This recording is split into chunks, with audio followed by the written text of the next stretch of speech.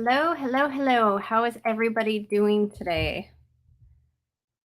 Let me just pop up to make sure it's streaming. If you can hear me and see me okay, please give me a 5 by 5.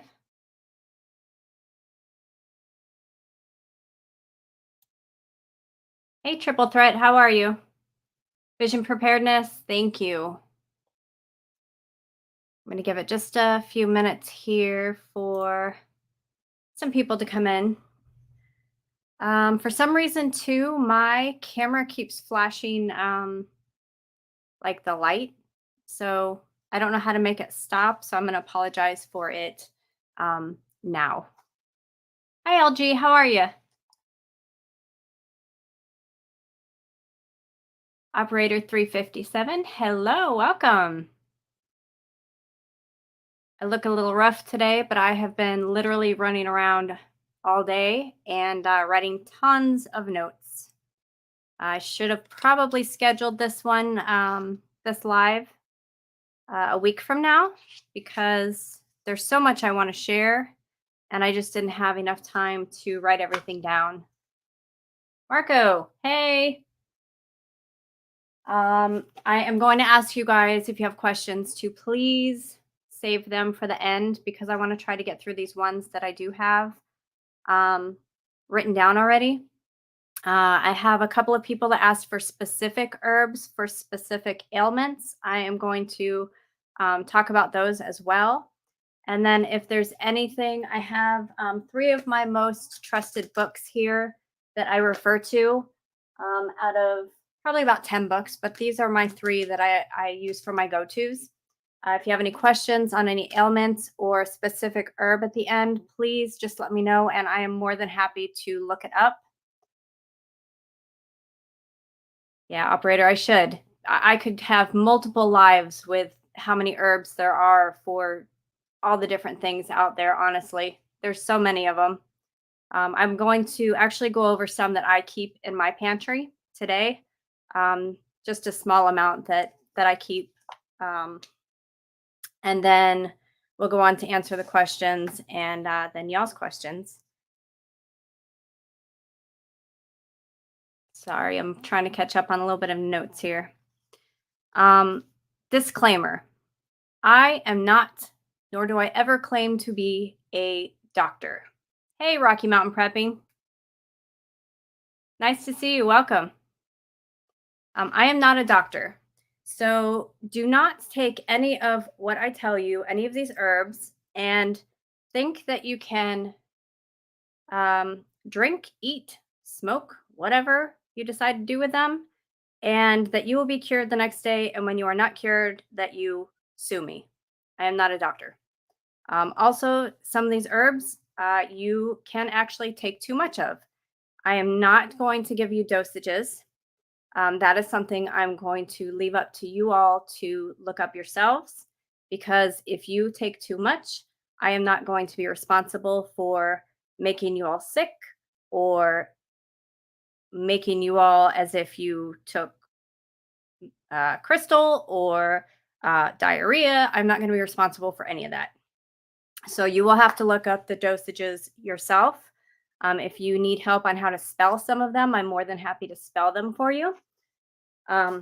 Just if y'all don't do it right, please don't come back to me. I'm not telling you these are going to heal. I'm telling you these things based on my own experience, what I have used in the past, what has worked for me and my family, or my friends who have also used herbal remedies.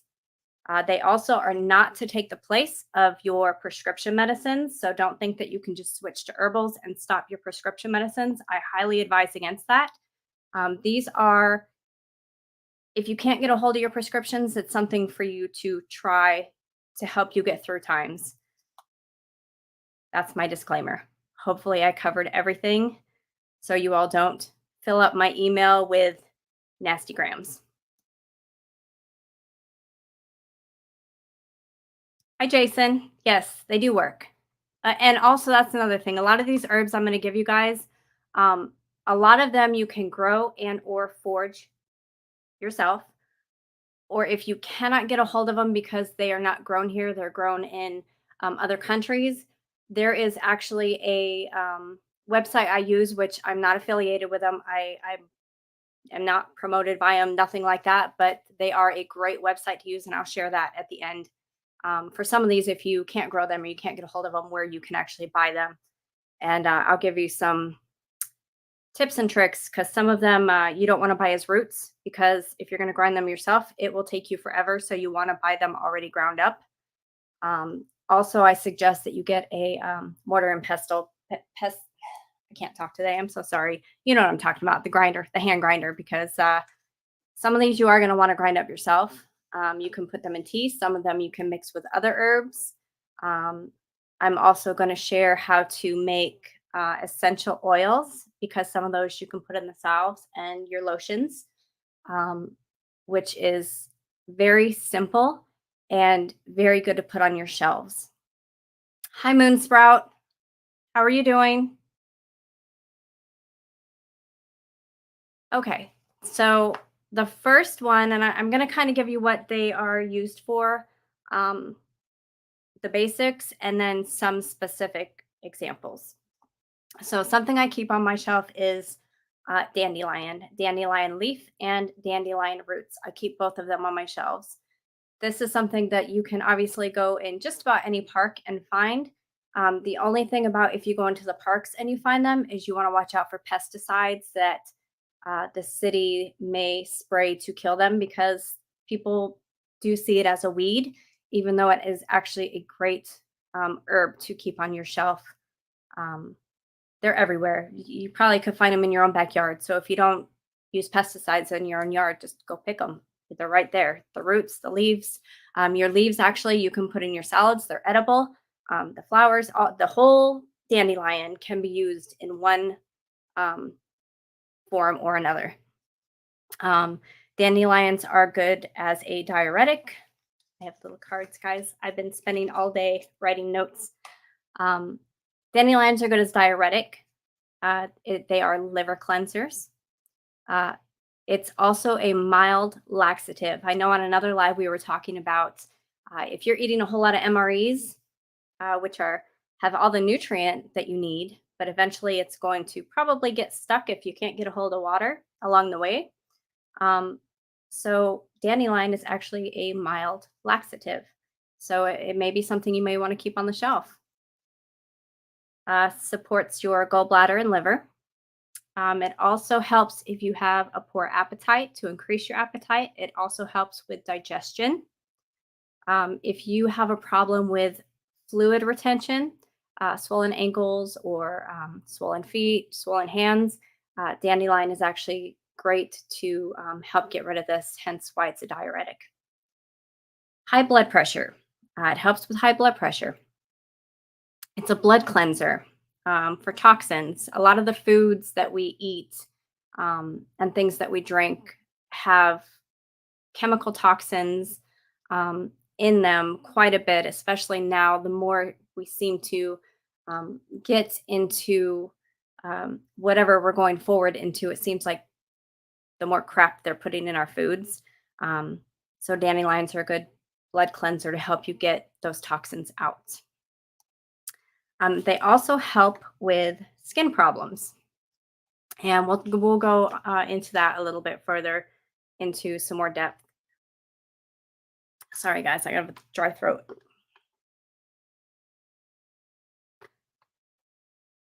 Hey, Will. Good to see you here. If you're driving, please be careful driving. Another one that a lot of people are very familiar with, and I personally think that everyone should absolutely have this in their household because it is a very well-rounded herb, is Echinacea. If you haven't heard of it, it's very easy to get a hold of. It's very cheap, or at least the last time I checked, it was very cheap. And it is probably one of the best herbs that you could possibly keep because it can be used for so many different things. Echinacea is antibacterial, it is antiviral, it is also a blood cleanser, it's immune enhancing, So if it's flu season or cold season, definitely start drinking your echinacea ahead of time because it does help build your immune system. A lot of people just take vitamin C or quercetin, vitamin D, zinc, but echinacea actually has quite a few of the vitamins in it, and it will help boost your immune system probably better than anything else, in my opinion. Echinacea is also a wound healer. Hi, Angry Homesteader, too. Um, oh, sorry, I have a scratch in my throat. Um, it's good for acne, for boils. It is good for fungal infections. It's good for herpes, shingles, and for women that are their time of the month or pregnant, it's actually good for sore breasts as well. Um, you can take it for colds, flus, viral, and bacterial infections. It's immune support, which we already talked about. It's detoxifying. You can use it for conjunctivitis, for mouth ulcers and thrush, for sore throat, and for infection prevention. Um, like I said, echinacea is something I think every household should definitely keep on their shelf, should definitely have. It can be used for so many things, and it's very cheap and very easy to get a hold of. Another one that is not so easy, hey, roaming prepper, that's not so easy to get a hold of, and it is more expensive, but I think it's pretty potent, is golden seal. It's pretty pricey, but it doesn't take much to do what you need it to do. So this is something else that I would suggest that you keep on your shelf. Even if it's just a tiny bit, it takes such a small amount in. I drink it in tea when I'm not feeling well, and it will knock your cold out very quickly, or at least it does for me. So golden seal is anti-inflammatory, antimicrobial, antibacterial. It's also a blood cleanser. It is a mucous membrane tonic, and it protects your liver. It can be used for earaches, congestion. So especially when it's that time of season when you've got the chest colds or the allergies or whatever you know the elites want to throw out there. It's good for it. It'll clear everything up or help clear everything up to get it out. It's also good for nosebleeds. It is good for styes and fungal infections. Um, I know for a long time there was a couple of websites I tried to find Golden Seal and it was sold out. But last time I checked, there's quite a few sites that have it, but the price has gone up. It is a little pricey, but trust me, it doesn't take much. Another one that I keep on the shelf, which a lot of people, this is also grown wild, is red clovers. And it's also considered a weed to most people. And it's everywhere. It's everywhere. So it's pretty easy to get a hold of. It's pretty cheap if you want to go buy it instead from wherever websites. It is an antispasmodic, which is why I actually have it because I have a problem with muscle spasms. And this is something that I will drink on a regular basis to help relieve the muscle spasms. And when my sciatic nerve starts kicking in, it will help alleviate that pain. So I keep quite a bit of this on my shelf. It's also an expectorant. So if you have that bronchitis and you're trying to get that stuff up and you don't want to take over the counter, you don't want to take Mucinex, or you just can't find Mucinex or NyQuil or whatever you take, red clover actually works very well to break everything up and get it out. It's also another blood cleanser. It is also another mild laxative. It's good for soothing coughs and wheezing. It is good for bronchial asthma. It will help open things up. It is good for night sweats. It is good for menopausal symptoms, ladies or gentlemen, if you want to slip them some red clover tea. It works pretty well. It is good for insect bite swelling. Now, I am one, and my husband can vouch this. When I get bit, especially like if get bit on my upper leg, it looks like I am growing a third butt cheek because I swell up so big. It is just monstrous. Um, I have this problem with quite a few different types of bugs, but it is not nice when I get bit by mosquitoes or no-see-ums or whatever. It definitely looks like I'm growing another cheek. But red clover is one that you can actually just put the tea bag, a wet, damp tea bag on it, and it will help alleviate that swelling. It's a detox and supports skin health. Another one that lots and lots of people are familiar with is chamomile. Chamomile is another one I think that everyone should have on their shelf. It is another that is cheap. I prefer to buy straight chamomile, where literally when I get my bag in the mail from online, they're the whole flowers. I don't buy tea bags in the stores because it is such a small amount, and I would rather have the full organic flowers so that I get the full benefits from it. Chamomile is a wound healer, anti-inflammatory, relieves spasms, relaxant, soothes digestion, which is why in a lot of your sleepy teas you'll see chamomile tea in it. Um, it's definitely helps to relax the body, calm the mind. If you're having problems sleeping, a lot of people will drink chamomile, and it will help them just go into that relaxing mode. Also good for styes, good for sore eyes. So if you're someone who's on the computer a lot and your eyes are burning or they're red and they're just tired or you're seeing double, when you come home, damp tea bags, damp chamomile tea, and just like the girls used to put cucumbers on their eyes, put those tea bags on your eyes, and it helps relieve that red, that swelling, that soreness, the burning. Um, it feels really good. It's also good for acid indigestion and reflux. Um, Side note, another thing that actually I don't have on here, but I'll forget if I don't say it now. Another thing that's good for acid reflux is papaya enzymes, and you can find these in the stores. And if you are pregnant, you can take papaya enzymes. You can eat them as much as you want. When I was pregnant with my son, I ate them like candy all the time because I got sick of Tums, and they work really well. So, just a quick side note for something else that's natural that works very well. Um, Chamomile, also good for nausea, good for cramps, pain, nettle rash, and morning sickness for some people. Definitely morning sickness, chamomile didn't work for everybody. Personal experience. Butterbur. Butterbur is another one that a lot of people haven't heard of. It's a anti-allergenic medicine, anti-inflammatory, anti-spasmodic. So I have this one on the list because a lot of people suffer from hay fever and allergies, and this is actually a very good herb to have if you have just normal allergies, grass, trees, pollen. It works well. Migraines, if you suffer from migraines, it's very good in helping alleviate um, the migraines. Yes, Butterbur, one word. Butterbur, one word. Migraines, hay fever, allergies, coughs, colds, chest infections, gastrointestinal disorders. Um, Helps with all of this primarily because of the anti inflammatory and antispasmodic properties that it has, um, which is why it helps alleviate a lot of those issues as far as gastrointestinal and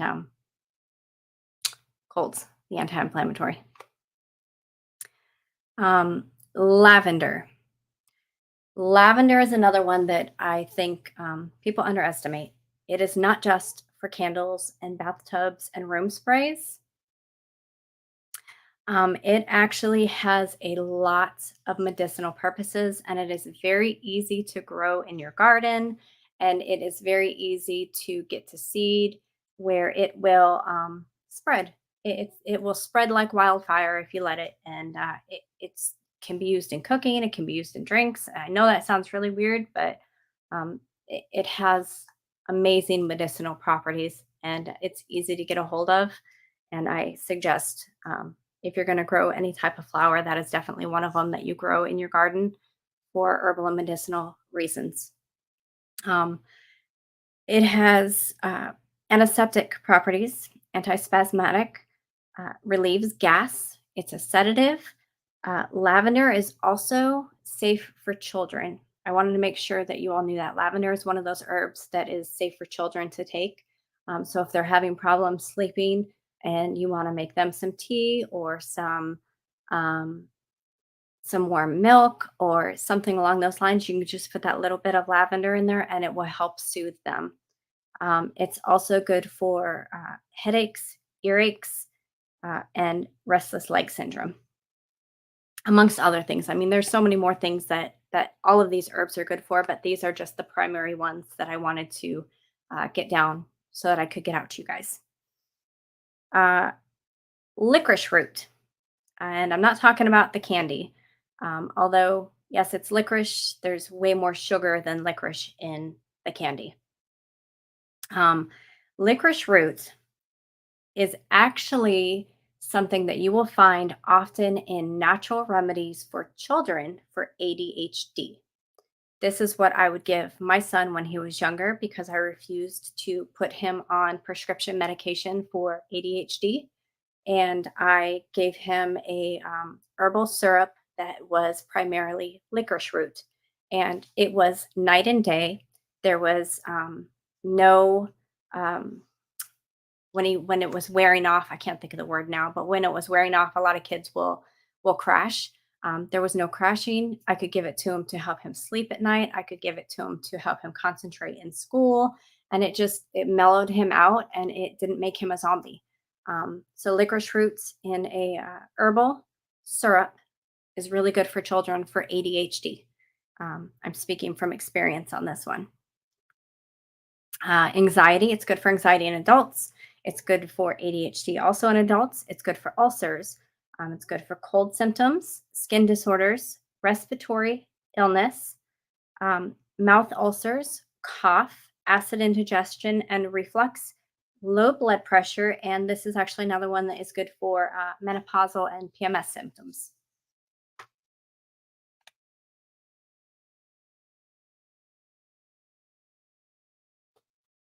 Sorry, I'm catching up on some chat over here. I had someone that I'll get to that. I'll wait till the end because I'm not sure if they're in here or not yet. Um, Marco, I will answer that in just a second, actually. I'm going to recommend a book that I actually have for herbal remedies for children. Um, that's really good for pediatric herbs that are safe. Vision, I don't know if you want to give it to the squirrels. They probably already eat out of your garden. Um, an herb that I also keep on stock. It's actually a flower. Um, but I keep a good amount of this because it's also another one that can be used for lots of things. Is Calendula. And the first time that I had ever bought organic Calendula, I was making tea out of it. And I thought it was the strangest thing because whenever you buy your herbs, they come dehydrated. And I was making my tea. So I poured it in my cup to pour the water over it. And once I poured the water over it and it rehydrated, I had an entire flower floating in the top of my cup. So it was pretty funny. I wasn't expecting that. You don't have to buy the full flowers, but that's actually how I buy it. You can buy it already ground up, or you can ground it up yourself. It's anti inflammatory, antifungal, antimicrobial, blood cleanser, wound healer, eczema. And we'll go into that too. It's good for styes, cuts, grazes, minor wounds. So this is something that you can make a spray out of make it into an essential oil and make it into a spray. And you can actually, it's like an antiseptic spray. So you can spray it on like your kids' owies or if you get an owie or and it will help keep it clean and help it from getting infected and help it heal faster. It's also good for minor burns to help them heal quicker and help protect them from getting infected. It's good for sunburns, same thing, but it actually also cools a sunburn. And again, it's another one that pregnant women or PMS women can use for breast tenderness.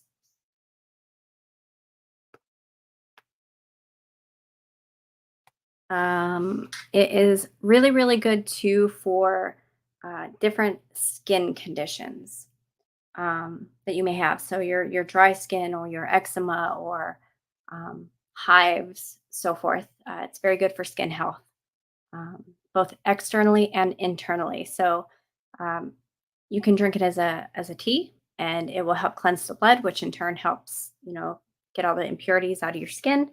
And then you can put it on top, and then you're fighting a condition from two ways: external and internal. One of the roots that I use, and this is one of them that I suggest that you get already ground up, is it's called Devil's Claw. And it's a little pricey, but again, you don't need much of it. And Devil's Claw is actually one you can put in a tea or put in a capsule, and I'll explain that a little bit too. Some people make their own capsules. I'm one of those people. Um, Devil's Claw is very good for sore muscles. It is basically like nature's muscle relaxer. I'm sure it has other things that it can be used for, but mainly for sore muscles, um, for as an anti-inflammatory, um, antispasmodic. Devil's Claw is really good. It doesn't taste good if you decide to just chew it up, which I like to taste my herbs before I know what I'm drinking. Or if you put it in tea, it's very, very bitter. Um, so I would suggest that you maybe mix it with another tea or put it in a capsule so you don't have to taste it. But if you do put it in a capsule, you're going to want to grind it up first because it'll be easier to digest than just swallowing a root. Another medicine or herbal medicinal I want to talk about, and I swear by this, guys. This is especially right now with people having so many problems sleeping. I know that there are a lot of people that are being prescribed sleeping medications, or they're taking over the counter medications, or they're taking nighttime cold medicines just to try to get rest because they're not sleeping because of all the stress that is going on within them because of everything chaotic in the world. Um, Valerian root. This is one I would definitely get uh, already ground up. Do not try to grind it yourself unless you have really strong wrists and a whole lot of time. Because I thought I was going to just go ahead and grind it myself because I grind a lot of my own herbs and mixes and so forth. And I bet I sat there for 45 minutes trying to grind up just a teaspoon. Um, it is like pebbles. So I would highly, highly suggest that you get it already in a powder form, and the price difference is worth it. It's not a whole big difference for getting it already ground up, um, but it's like pebbles. It's like trying to crush up pebbles into powder. So just get it already ground, unless you're going to make tea, but then you still want to get it pretty ground up. Um, Valerian is great for sleep. It is basically nature's Xanax. It's for good for anxiety.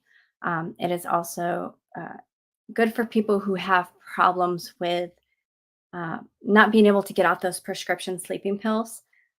Valerian works very well.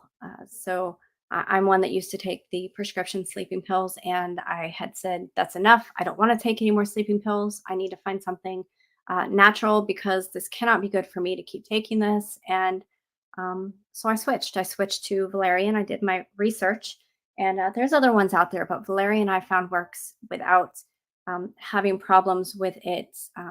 There's no issues of taking too much. Other than some people, if they take too much, it will have the opposite effect. It doesn't take a lot. It just takes a small bit of valerian, and it's not going to make you that groggy, dizzy feeling. You're going to feel fine until you lay down.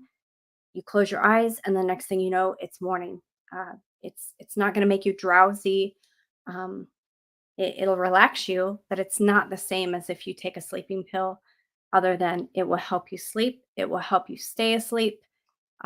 It's not going to give you that amnesia effect like prescription medications do. Um, it's going to allow you to continue to dream, which I'm a big advocate for. Is um, I love my dreams. And one of the things with prescription sleeping pills is they are actually made to prevent you from dreaming. So if you do dream on them, it's very rare. They're meant for you not to dream, for you not to have any issues, just to basically be uh, sedated, really. And with valerian, I still dream. So I would recommend trying it. Start at a small dose and work your way up. But it's also good for IBS. It's good for anxiety. It's good for if you have any type of nervous condition. It's good for menstrual cramps. It is a pain reliever and also an spasmatic. Um, and honestly, I don't think I use it for any of those. I wouldn't suggest taking it during the day um, because it can relax you. So if you're one of those people that when you get relaxed, you get tired, it's going to technically make you sleepy because you'll be relaxed. Um, but as far as that really groggy sleeping pill, it's not going to do that. It's just going to make you really mellow. Um, but it's a great medication, especially if you're taking prescription or over the counter sleeping pills. I definitely suggest looking into valerian because you probably won't need those sleeping pills anymore, to be honest. Um,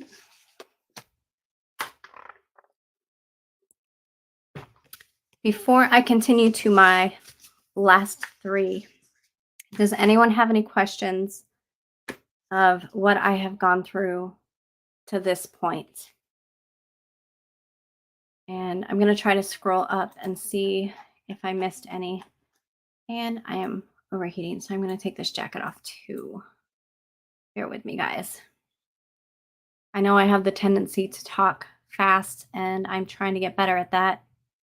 So I apologize um, if you missed anything because of my speed talking.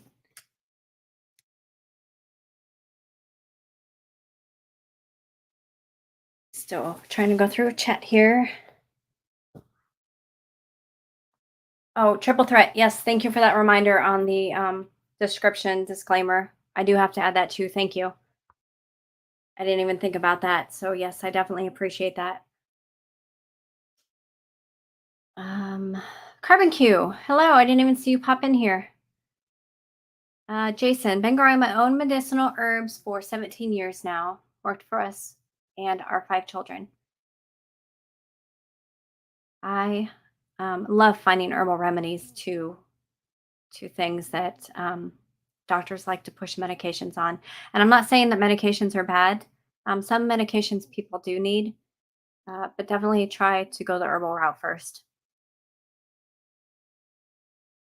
LG, just here's a springboard to learn. I hope you brought a notebook and pen and were able to write really, really fast. Garlic, yes. Rocky Mountain prepping. Garlic is also um, a great. I guess it's an vegetable herb to have. Um, it is very, very good immune booster and congestion. Um, it's good for. It's antifungal. Uh, it's got so many properties that are amazing. So definitely try to keep garlic on hand. Garlic, garlic, garlic is also something easy to learn how to store for long term. Um, Definitely check it out. Keep garlic and fresh garlic or garlic preserved in oil that you've preserved yourself is very good. Don't give it to animals though. Some of these herbs also you can look into. You can actually give to your animals as well. Not all of them. Like garlic is one. Do not give garlic to dogs if you have dogs. Um, Pumpkin seeds is a good one for worms, for animals, and for people. Um, Let me think. There's a few. I've given my dogs chamomile before. That's supposed to help with digestive uh, too. Dandelions, algae. You said you like dandelions. Dandelion leaves, actually, people eat them in salads. I have not tried that yet. I've only had dandelion in tea, dandelion root, and leaves in tea. Um, and the flowers, and it works very, very well. But I have heard people eat the dandelion leaves in salads, and they have tons and tons of nutrient vitamins in them. It's very, very good for you. I'm still catching up. Yeah, I'm so sorry.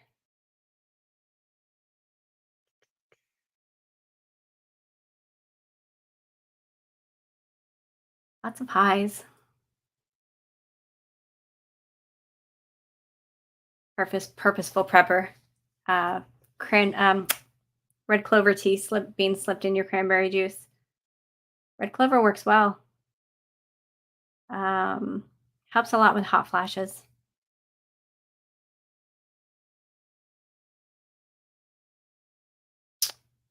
Angry Homesteader, I saw that you said that's why it worked for you. Did you finally get around to trying the valerian?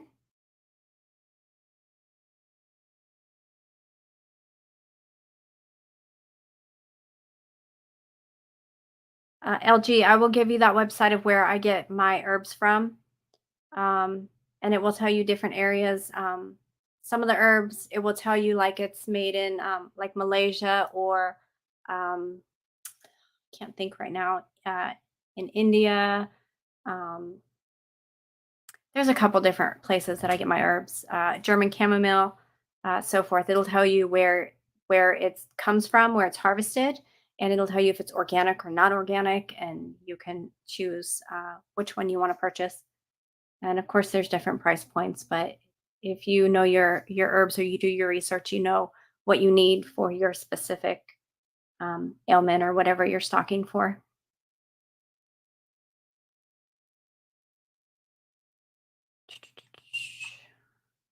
I know you guys are probably leaving because I'm scanning through chats trying to catch up. I'm so far behind.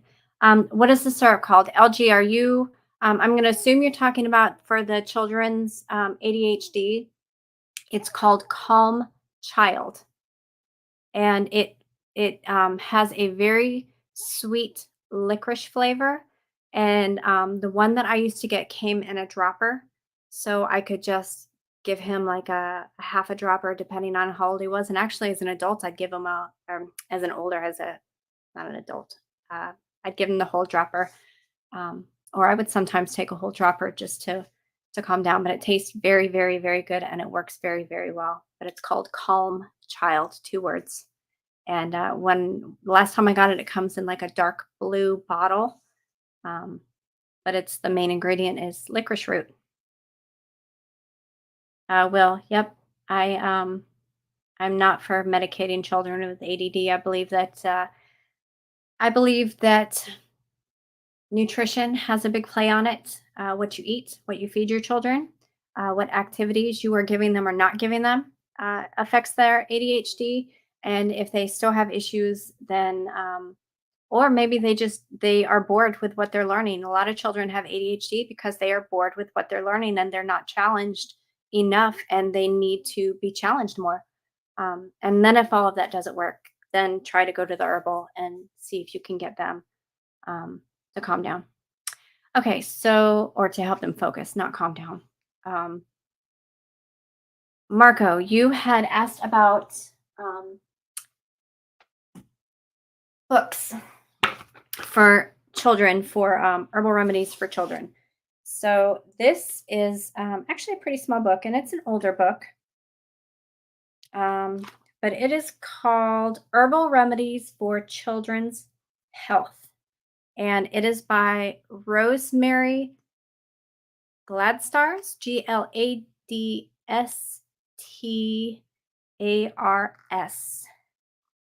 I'm trying to get a sticker off of it. But it's called Herbal Remedies for Children's Health.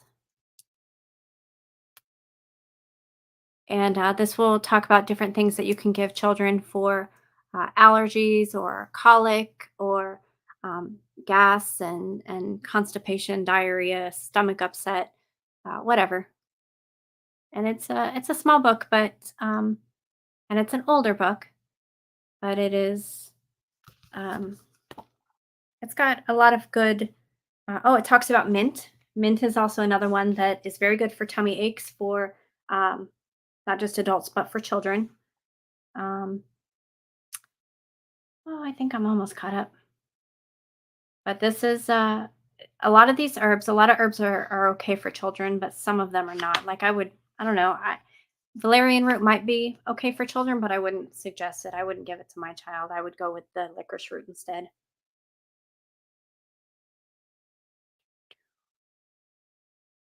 Valerian gives me crazy, crazy dreams. Moonsprout, really? Hmm. I'm glad you're dreaming though. Too many medications prevent people from dreaming, or some of those medications. People actually go out. It has an amnesia effect, and they will actually go and drive to the store and go shopping and come back, and they won't remember it at all. And they won't. They'll cook. They'll cook an entire meal and eat it, and then go down the next day and not know who cooked. They don't remember any of it. It's supposed to have the amnesia effect. Um, yeah.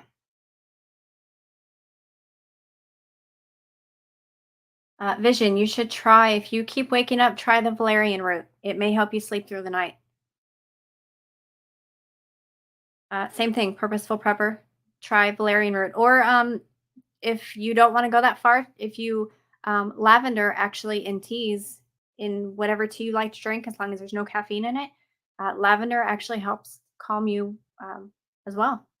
Not just smelling. It doesn't just smell good. It actually does have a calming effect when you take it, when you drink it.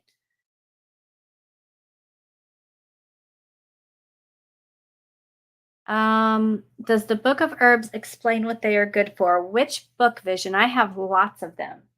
This is actually my favorite one, though. I will share this.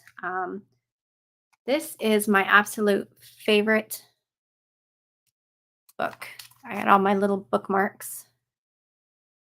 Oh, I'm trying to get it to where you can see the author. And I feel like I'm playing peekaboo around the book.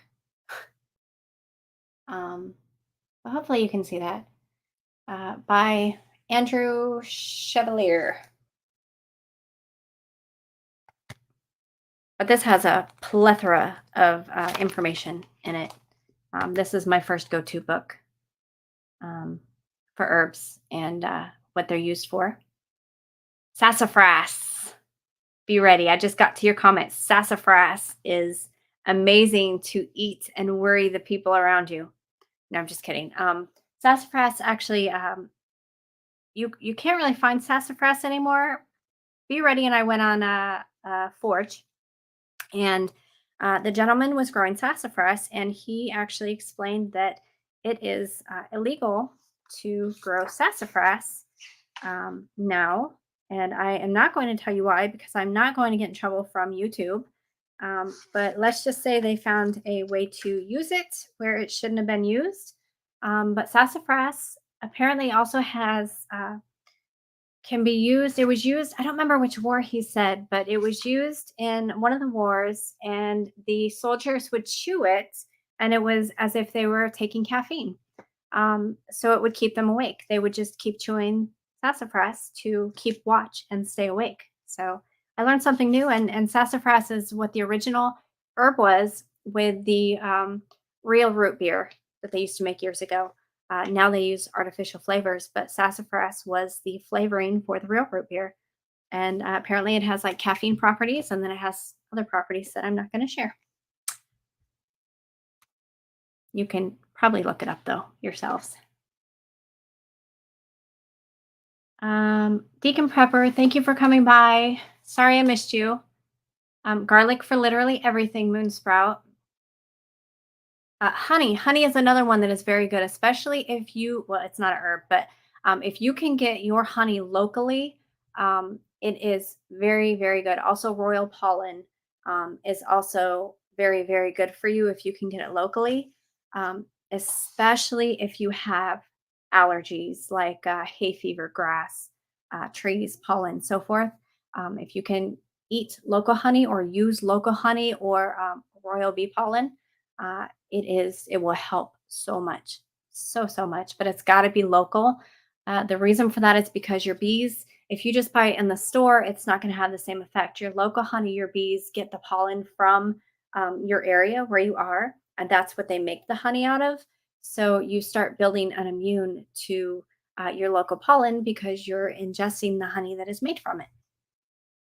So, in case you didn't know that, fun fact, got to be local though. You can't just go to Walmart and buy off the shelf, although I suggest stocking that honey too. But if you're buying it for medicinal purposes, you're going to want your local honey. What's good for old age? I cannot help you with that one because I am not there yet. I know you're loving that comment. Um, Purposeful prepper. You can actually buy red clover, just the red clovers. You don't have to buy the tea. Just buy the. I get the organic red clovers. I should have brought some up so you could see, but they're little flowers. They're probably about the size of a grape, and you just.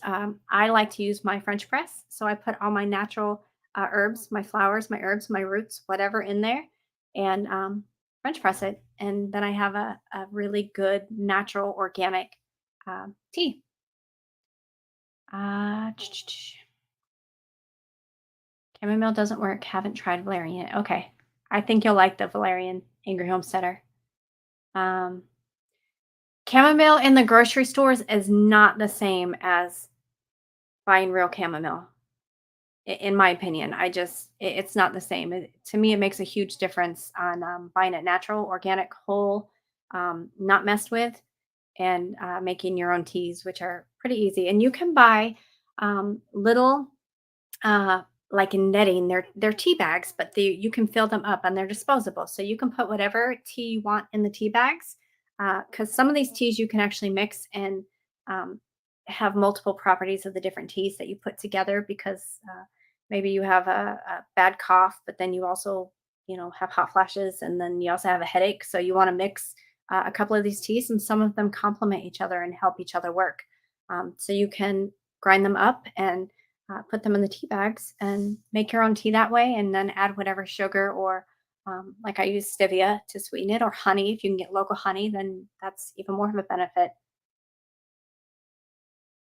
Is there a difference between what you can grow indoors versus outdoors? I don't think so. As long as you're just using, if you're not using herbicides and so forth, that to me is where the problem lies when it comes to medicinal help. But as far as growing indoors and outdoors, no, I don't. I don't believe there is difference. It's homegrown. It's still organic. Um, see, I've had several people ask me recently about anything for ins. Oh, thank you, Jason. I did have more stuff to get into, and that was actually one of them. All right. I'm so glad you said that because I got caught up trying to catch up. And I actually did have something for diabetes. I actually have a few more here that I wanted to hit on. Um, Grow a plant for anyone. Let me put this on the screen. I've had several people ask me recently about anything for insulin when we reach SHTF for anyone interested. I grow a plant called, oh, I'm going to butcher this, Chamacostus cospidus. I hope I was close on that one. Commonly named fiery custus or spiral flag. And actually, I have some more herbs that was I forgot I was supposed to get to for you on for diabetes. You just get these last few notes here. I'm almost to the bottom. Almost to the bottom.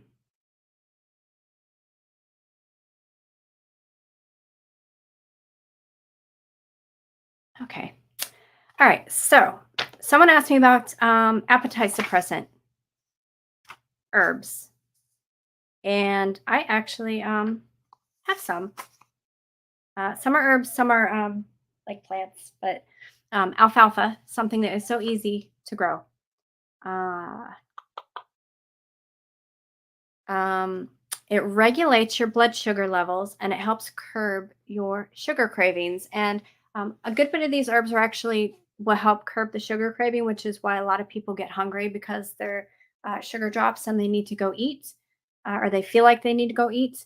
But alfalfa actually regulates your blood sugar levels and curbs the sugar cravings. Chickweed, you can eat it raw or combine it with burdock roots, which is Burdock root. It naturally suppresses your appetite, breaks down the fat molecules, also for better absorption. Licorice root is also another one that regulates blood sugar. It also lowers leptin, which is your hunger hormone, and you can take this in a tea or an extract or a syrup. Dandelion root is another one that curbs sugar cravings. Um, you can use the leaves in salads or the roots or leaves in tea. Fennel. Fennel is another one that suppresses hunger and increases energy. The problem with fennel, and I actually wasn't sure if I was going to talk about fennel or not, is you have to use it. Hi, Anton. Glad to see you here. Um, Fennel you have to use in moderation because if you use too much, I'm so sorry, my nose is running. Um, if you use too much, it actually can be toxic. I am giving that warning with fennel. So if you do make a tea, you do not want to put more than 1 teaspoon um, in your tea and use it in moderation, but that is actually an appetite suppressant.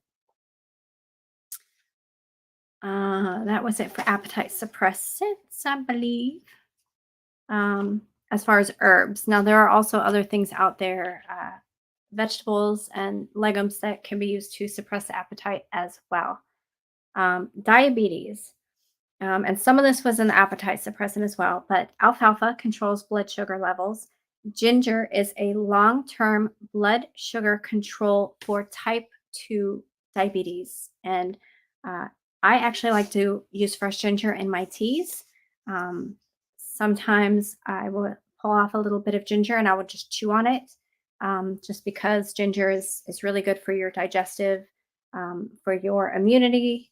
It's good for so many things. It's good for if you have a cold to clear things up, um, but it actually is a really good blood sugar um, stabilizer. If you have high blood sugar and you are not able to get anything to bring it down, turmeric actually can neutralize your high levels of blood sugar. You can add it to foods, drinks, or capsules. And turmeric is something that most of us have in our cabinets, and you can just add it to your food or to your teas if you would like. But what I just found is if you actually buy it at an herbal shop, it is cheaper and organic than if you buy it in a grocery store. So I'm going to start buying it from the um, herbal shop. Uh, okay. So another diabetic herb is called cow plant.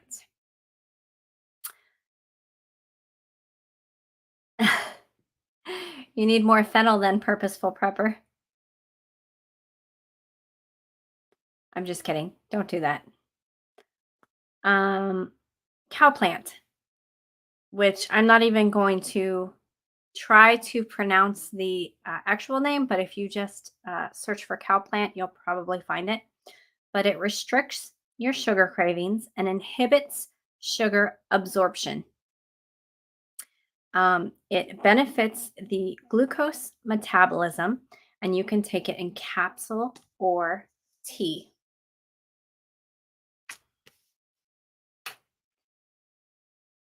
Sage. Sage is something that most of us also have in our household. I do know about elderberry, angry homesteader, and I will come right back to that. If you have a specific question, let me know and I'll try to answer it. And if I don't know, I will look it up. Um, but sage is something that actually is good for diabetes too. It has positive effects on glucose levels. You can use it in a tea. You can add it to your foods, or you can actually chew on the leaves 25 to 30 minutes before you eat or first thing in the morning, and it will help keep your sugar balanced through the day. Dandelion also normalizes blood sugar. Cinnamon lowers your blood sugar. If there's anyone in the chat that has problem with high blood sugar right now, try to add tea to anything you drink or anything that you're eating, or doesn't have to be a lot, just a little bit. But tea actually lowers blood sugar. It imitates insulin and increases glucose transport. Vision. The only thing that'll stop you from eating cake is if you stop buying cake and cookies and ice cream. Keep it out of the house and it won't be there to eat. But cinnamon. Cinnamon is my suggestion for go to on diabetes. Cinnamon sticks, cinnamon powder. Um, Keep it on hand because if nothing else, if you can't get anything else, it'll help or it should help. Hopefully, it will help you because I know the insulin prices are increasing. I know there's people out there that can't get to it, and things aren't going to work overnight. If they do, that's great. But it takes time. So even if you start now, where you can put a cinnamon stick in your coffee. I mean, some of us drink lattes in the winter with cinnamon, and it just toss a cinnamon stick in your coffee or in your tea or whatever. Just sprinkle a little bit on. I don't know. Sometimes I'll put it in my food and nobody even tastes it, but it's there and I get the benefits. Same thing with turmeric and cumin and um, so forth. I mean, you don't have to taste it to get the benefits. It just has to be there. So you don't have to overdo it. Just a little bit in there and you still get the benefits. Each time you eat, just add a little bit of whatever you think you need and you'll get the benefits. Eczema. Someone asked me about eczema. Um, St. John's wort is good for eczema, and you can put it in a lotion or in a salve. I cannot speak on St. John's wort myself because I have never used St. John's wort. So it was just something in my book. So I wrote it down so I could share with you all, but I do not have any personal experience on St. John's wort. Chamomile. Chamomile is used as the same way as calendula, and I'll tell you about calendula here in a minute. That is the number one for me is the calendula.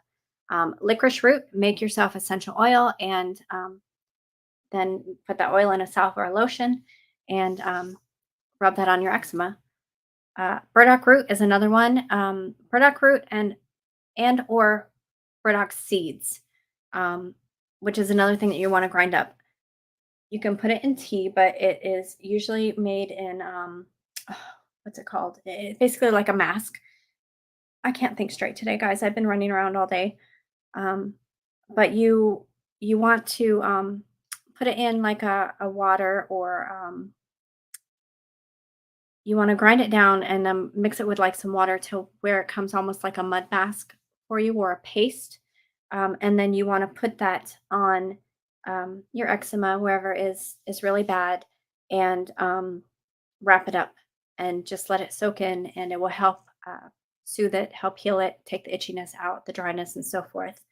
Uh, you can also, if you use the seeds though, you're supposed to mix with garlic and glycerin.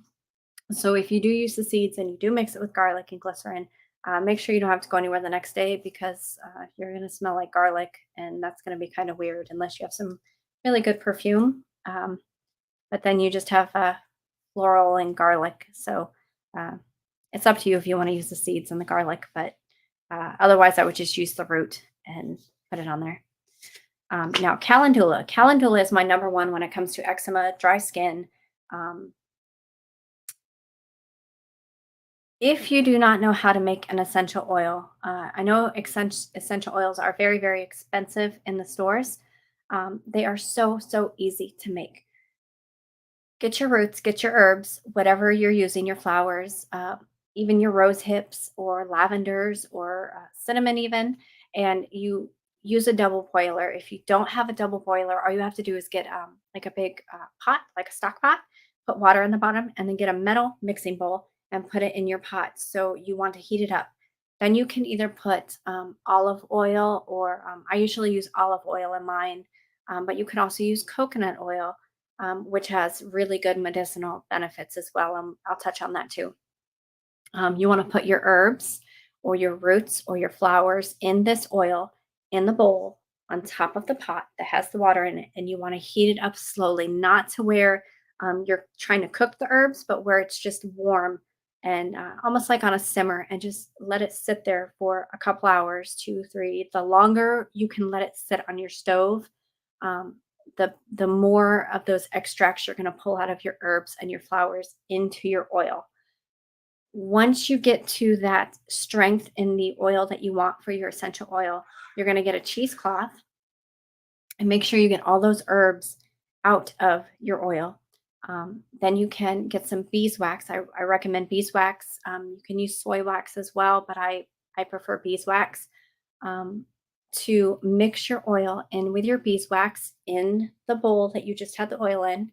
And then you pour it in little tins or jars and you let it cool and you have your own ointment. You can make whatever ointment you want, whether it be for sleeping or congestion or whatever, skin, uh, moisturizer, whatever you want to make. But you can make your own essential oils for way cheaper and your own strength than what you can buy them, and then you can make your own ointments. It's just little steps there, and they go on the shelf, and you save a whole lot of money, and you know what's in it, not what they're telling you is in it. But calendula is definitely one of those that you want to make into an oil, make into a salve, and then you can just rub it on throughout the day, and it will help with the scaling. It will help with the itching, the dryness, the redness, the healing. And then while you're doing that, you can also hit it from the inside and drink your calendula tea, and then you're literally healing from the inside and from the out with calendula. That is my number one for eczema and dry skin is calendula. Coconut oil is great for any skin issues. It is good to also give to your pets for their skins. If they have skin allergies, that's good to put on the outside and on the inside. It is also good for poison ivy, poison oak, coconut oil, and I'm talking natural coconut oil, not cocoa butter, not some of the weird stuff. You want organic, cold pressed, filtered coconut oil. And it works for any skin, whatever moisturizer. I mean, literally, guys, that's what I use as a moisturizer on my face is coconut oil. I don't use all the creams that you get in the stores. I don't do any of that. It's all natural coconut oil that I use dry skin. If your hair is dry, you can use it on your hair. If you have a sore like a scab that's not healing, you can put it over the scab and it will help heal your scabs. Um, Coconut oil is anti-inflammatory, antifungal, anti-viral. Um, it is amazing, amazing stuff. But you've got to make sure you get the good organic, um, cold pressed, good stuff. Don't just get any coconut oil. It is going to, uh, the more you warm it up, it turns into a liquid, and then as you set it on your shelf, as it gets colder, it solidifies. Um, it's also good for brushing your teeth. It will whiten your teeth. And you can do an oil pull. If those of you that know what an pull is, it helps get all the germs out of your mouth. So coconut oil has got tons and tons of different uses. You would be quite surprised, but that's something I definitely keep in the house too. That was a mouthful. Okay, so no, vision preparedness, calendula, Endula, I do believe. Calendula.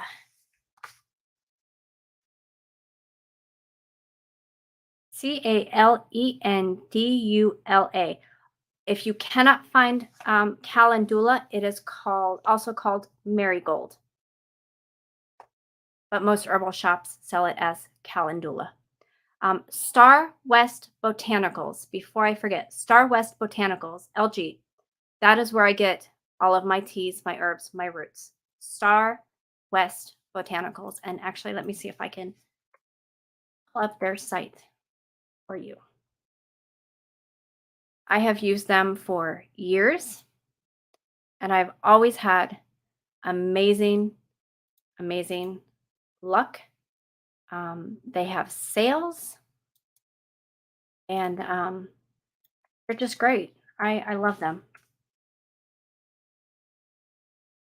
Star West Botanicals.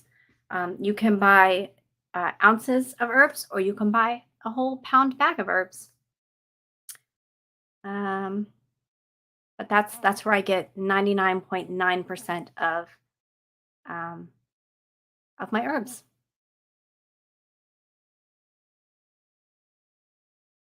I would not suggest listening to Marco and rubbing coconut cake on your body for eczema.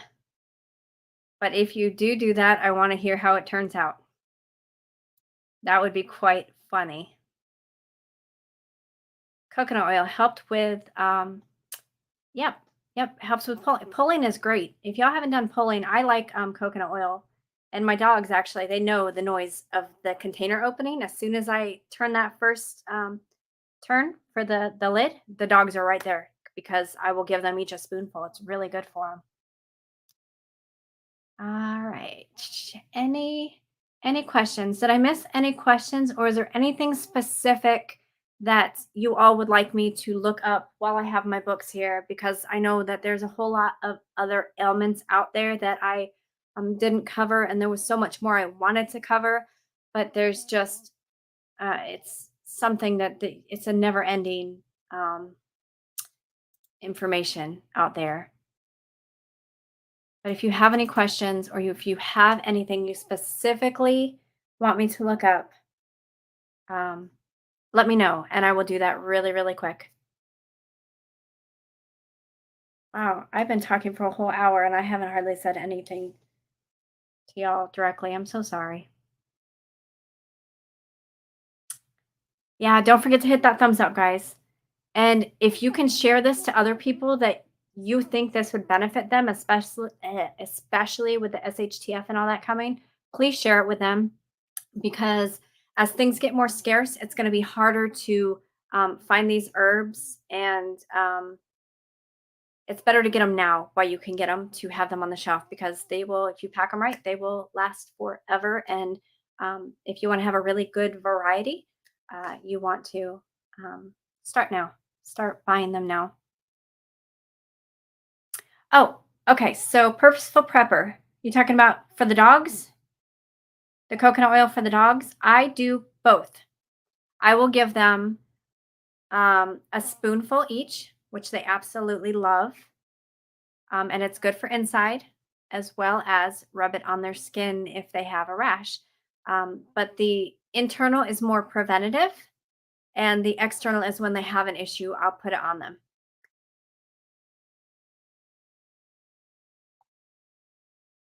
But coconut oil, animals love, and cats too. Cats love coconut oil. I used to give my kitties coconut oil all the time too. Where do you buy small jars, bottles, and tins? Are you talking about for the salve? I'm actually about to buy a pack of 24 salve tins off of Amazon for like $12, I want to say. They're not very expensive, but you can get pretty much all of those online. As far as the herbs themselves, if you're looking to store herbs, um, I actually just go to where did we go last time? I think we went to Big Lots for some and Walmart for others, because I buy my herbs, most of them in the 1 pound bag. And some of our jars for our herbs we actually got from Goodwill. We just went to Goodwill and cleaned out the jars really good and use those. Fire cider. I have a friend that makes fire cider. Good stuff. All right. Any more questions? What form do you like to take in your echinacea? I like mine in tea. I prefer to mix mine in tea with some chamomile, some lavender, and some ginger. That's usually my and some elderberries. Um, Anger Homesteader 2 asked me about elderberries. Elderberries can actually be used in a tea. I like to just chew on some of the berries just plain. You can put them in a tincture. Um, you can cook with them if you want to, but they're really expensive, so I wouldn't suggest putting them in food like that. But echinacea is really good for getting over colds quickly. It's good for soothing cold symptoms. It is good for boosting your immune system. Um, very well. Um, and it is safe for children. Elderberry syrup. Um, I actually, yes, you can actually get elderberry syrup. I have a friend that knows how to make it. I don't make a whole lot of syrups. I usually just do teas, capsules, and salves tinctures. But I don't make a whole lot of syrups, and I'm just learning the tinctures. Uh, Thanks, you guys. I appreciate it. I wish I could have shared a whole lot more. There's so much more. Um, a lot of these herbs, some people have never heard of. Some of them are very common, but some people don't realize some of the common ones are used for more than what they think they're used for. Um,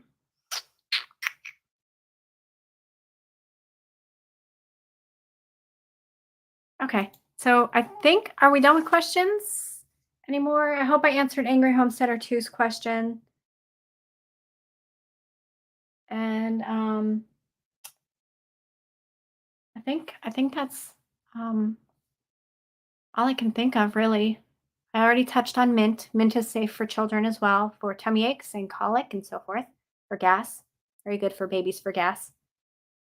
Um, Thank you, Angry Homesteader. Thank you, Vision Preparedness. I appreciate it. I can't think of anything else. If there's more, if you guys want to email me, you can email me at my mother's spark um, at gmail.com. If there's anything specific you want me to look up, I'm more than happy to look it up for you. Or if there's any herbs that you're not familiar with, my books, some of them also say what um, some of the risk factors are. So the herbs that I gave you today, except for the two that I gave the warning on, are all in the very safe realm. So there are herbs that you have to take in moderation, or you can't mix with other herbs. So if you have questions about herbs that you're taking, I'm more than happy to look up and see their risk factors, their safety factors, what they are good to mix with, and what they are good to use if there's other ailments that they actually cover. No, Will, what was your question? I'm so sorry. I missed it. I will wait for you to post your question again if I can't find it.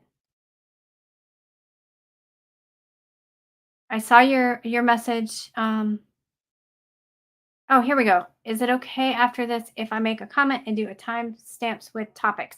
Yes, yes, Will, of course you can. Yeah, I'm absolutely okay with that, and I absolutely appreciate that. Thank you. Thank you very much. All right, guys, I want to thank you guys for joining me. Please, if you haven't hit that thumbs up, hit that thumbs up. If you haven't shared and you think that there's someone that can benefit, please share it. Definitely email me if you have any other questions. Obviously, if you haven't subscribed, subscribe. Um, but hopefully we can do this again because there's so many more out there. 9:30, I'm going to be over at Vision Preparedness. 9:30, 9:30 or 9. I'm so bad. It's been a long day. Um, I want to. I'm going to say 9 just to be safe, and then if we all hang out for 30 minutes, it'll be okay. And I hope to see you guys next time. Thank you guys for joining me. My name is Christy, and I am my mother's spark. Mwah. Good night, and God bless.